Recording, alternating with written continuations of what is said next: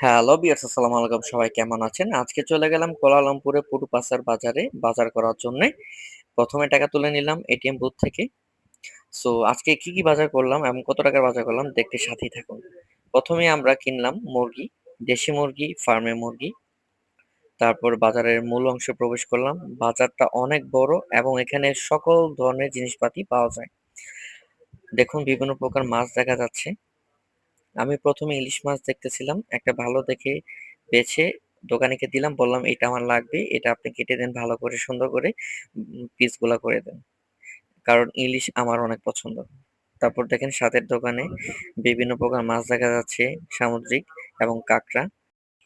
সেই সাথে নিয়ে নিলাম তেলাপিয়া মাছ। দোকানের টাকা বুঝিয়ে দিয়ে অন্য দোকান থেকে আবার চিংড়ি মাছ নিতেছিলাম ভালো দেখে। একটা দোকানে মুরগি পড়তেছিল, দেখতে ভালো লাগতেছিল, তাই ভিডিও করে নিলাম।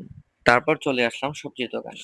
এই দোকান থেকে আমাদের কাঁচা বাজার যা যা লাগবে এক সপ্তাহের জন্য সব কিনে নিলাম। তারপর আমরা গেলাম মাংসের দোকানে।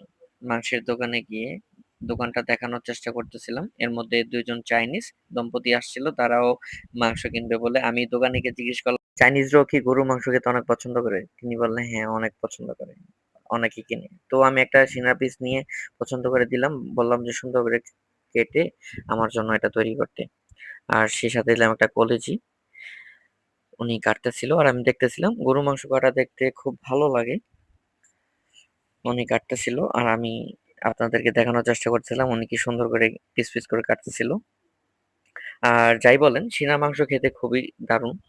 আমার কাছে খুবই ভালো লাগে। আমি বেশিরভাগ সময় সিনার মাংস কিনে থাকি। দেখতে দেখতে গরু মাংস কাটা শেষ হয়ে গেল এবং আমাদের আগের বাজারগুলো এক জায়গায় রেখেছিলাম দোকানের সামনে। সব বাজার একসাথে করে আমরা এখন চলে যাচ্ছি। আজকে ভিডিও এই পর্যন্ত শেষ। ধন্যবাদ।